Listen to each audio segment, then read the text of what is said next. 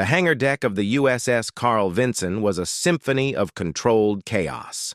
The salt-tinged wind whipped across the flight deck, but inside, the air was thick with the smell of jet fuel, hydraulic fluid, and the unmistakable tension of men preparing for war.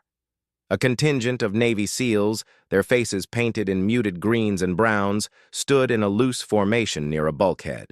They were an island of lethal calm in the storm of activity around them. And their gear was checked and rechecked: night vision goggles, suppressed assault rifles, communication equipment. They were the tip of the spear, and within hours, they would be inserted deep into hostile territory. At the center of the group stood Captain Jack Morrison, a man whose face looked as though it had been carved from granite. His eyes, the color of a winter sky, scanned his team with quiet intensity. He was a veteran of dozens of covert operations, a man who led not by shouting, but by an almost palpable force of will. He was the SEAL captain, and his word was law. A young lieutenant, fresh-faced and eager, approached Morrison with a tablet. "Sir, final intel brief on the target. We're good to go. The air package is being finalized now. They're pulling the pilots for the extraction and support roles from the rough raiders." Morrison grunted in acknowledgement, taking the tablet. He scrolled through the satellite imagery and threat assessments. The mission was a high-risk snatch and grab, extracting a CIA asset from a compound deep in the mountainous terrain of eastern Afghanistan. The compound was wired with heavy machine guns and suspected to have mobile surface-to-air missile teams on standby. The insertion would be under the cover of total darkness, relying on helicopter support that was as dangerous as the mission itself. "Any military pilots in the room?" Morrison's voice cut through the ambient noise. It wasn't a loud question, but it carried the weight of command. He wasn't looking for a casual conversation. He needed a last-minute clarification on the flight path's vulnerability to ground fire in the Kandahar Valley. He expected a young, eager beaver of a lieutenant or a seasoned chief warrant officer to step forward. He expected a man. For a moment, there was no response. The SEALs continued their pre-mission rituals. Then, near the back, a figure detached itself from the shadows by a support pylon. It was a woman. She was of average height, with dark hair pulled back tightly into a severe bun. Her flight suit bore the patches of the Navy, but the name tape read Sanchez. She wasn't wearing the aviator's standard issue leather jacket. Instead, she wore a well-worn canvas vest with various pins and insignia. She looked less like a pilot and more like a crew chief who had seen too many things go wrong. She stood up, brushing a trace of grease from her hands onto a rag. "Captain?" she said, and her voice quiet but steady. She didn't raise her hand or shout. She simply stood, meeting his gaze. A ripple of surprise, barely perceptible, passed through the SEALs. Lieutenant Morrison's question had been a casual one, meant for the pool of young hotshots usually hovering around the command center. No one expected her. They knew who she was, of course. You couldn't be on a carrier with someone and not know the stories. They knew her as the Witch. Chief Petty Officer Marcus Thorne, a mountain of a man with a shaved head and a thick beard, leaned over to the younger operator next to him. "Well, I'll be damned," he muttered under his breath, a low rumble in his chest. "The Witch stands."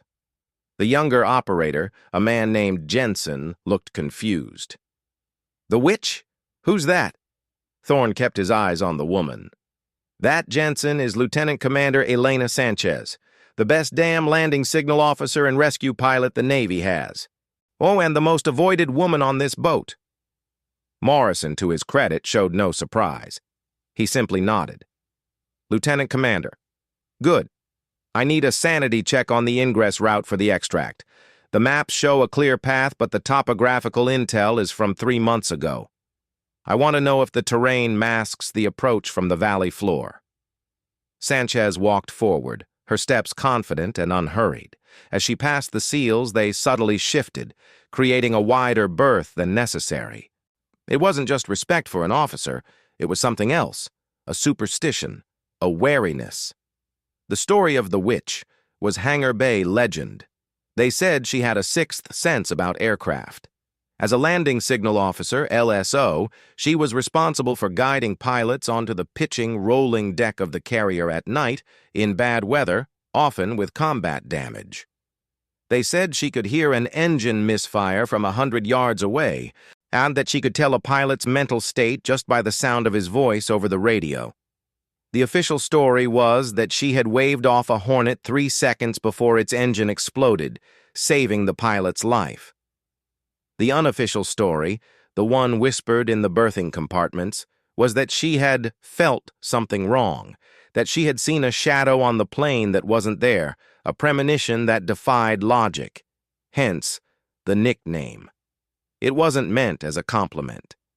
And it was a label for something they didn't understand, and men at war fear what they don't understand. Sanchez stopped next to Morrison. He handed her the tablet. She studied the map for a long moment, her finger tracing the proposed route. The SEALs watched her, their curiosity piqued. They were used to dealing with pilots, confident, often arrogant, men who lived for the thrill of the speed.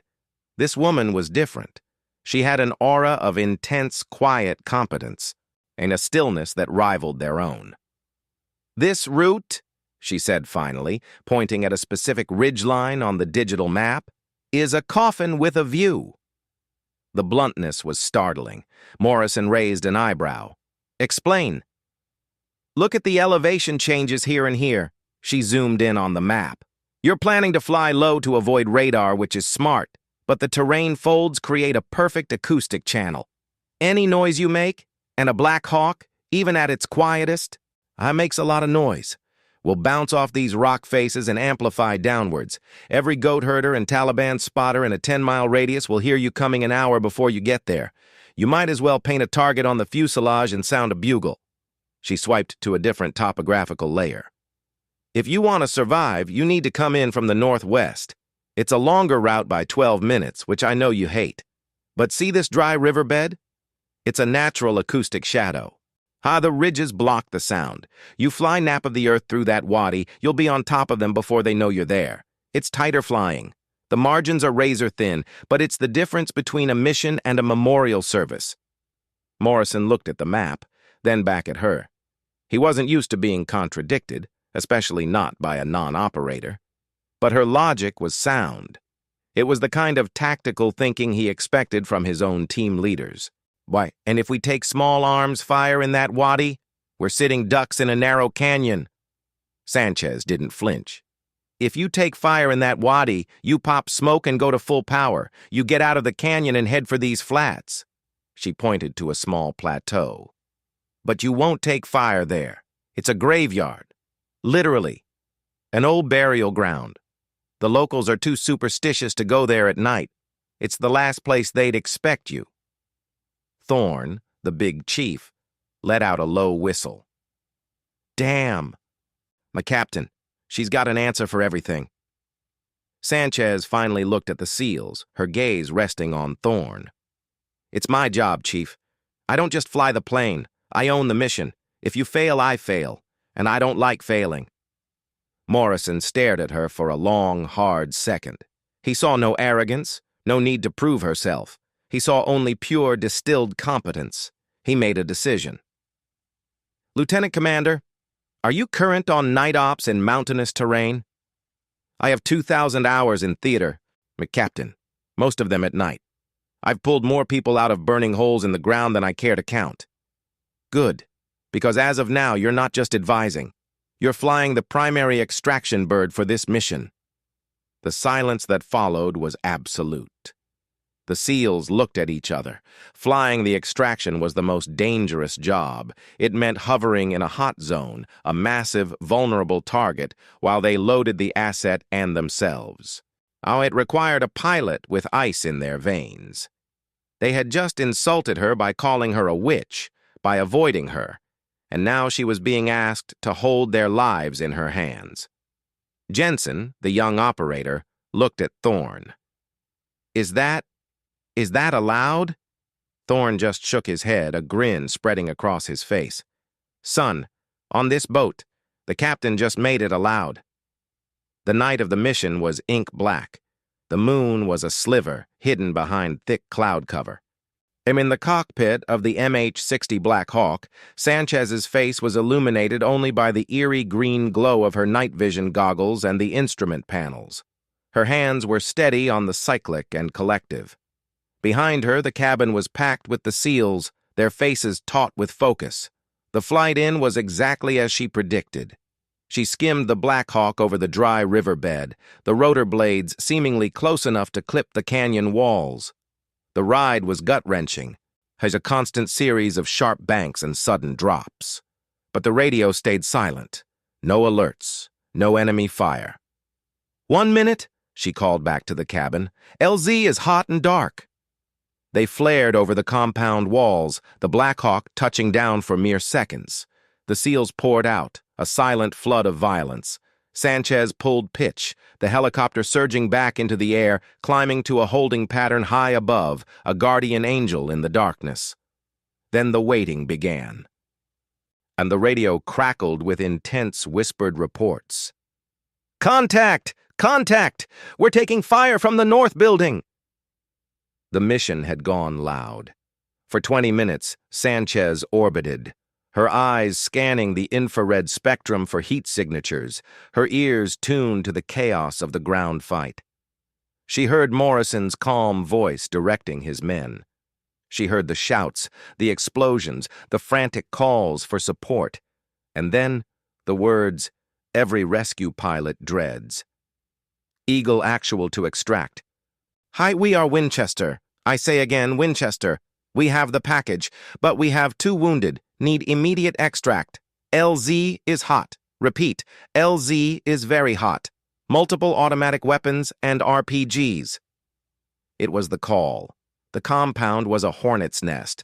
They were out of ammunition, wounded, and needed to get out now. Going back in was suicide. Sanchez didn't hesitate. "Copy, Eagle Actual inbound. Pop green smoke on your position." As she dove the Black Hawk towards the compound, tracer fire arced up towards her like deadly fireworks. The cockpit lit up with the streaks of light. Her co-pilot, a young man named Davis, flinched. "This is insane. We can't land in that." Sanchez's voice was steel. "Shut up and hold her steady." Her eyes were locked on the swirling green smoke below. She saw the SEALs, a small cluster of men huddled behind a low wall dragging 2 of their own. They were pinned. She brought the helicopter down hard, not bothering with a gentle landing. And the wheels crunched onto the dirt. The rotors sliced the air. Bullets pinged off the fuselage. The crew chief in the back laid down a heavy stream of suppressive fire. "Hurry! Hurry! Hurry!" Sanchez urged, though she knew they were moving as fast as they could.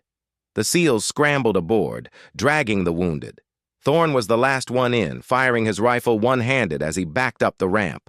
"Go! Go! Go!" Before the ramp was even fully closed, Sanchez was lifting off, or throwing the helicopter into a violent, low-altitude turn. A rocket-propelled grenade whooshed past the tail, missing by feet. As they clawed for altitude and speed, the cabin behind her was a scene of controlled trauma medicine. Tourniquets were being applied, morphine administered. Thorne, breathing heavily, looked towards the cockpit. He saw the back of Sanchez's helmet, perfectly still, her hands moving with fluid precision on the controls. The helicopter that had just survived a hot LZ was now a quiet, stable platform. He keyed his mic, his voice hoarse. "Pilot, thank you." There was a pause, and then her quiet voice came back through his headset. "Just doing my job, Chief. Now sit tight. We have a date with a flight deck and a cold beer." As the Black Hawk thundered through the night, leaving the flames of the compound behind, Thorne looked at the other SEALs. They were battered, bloodied, but alive.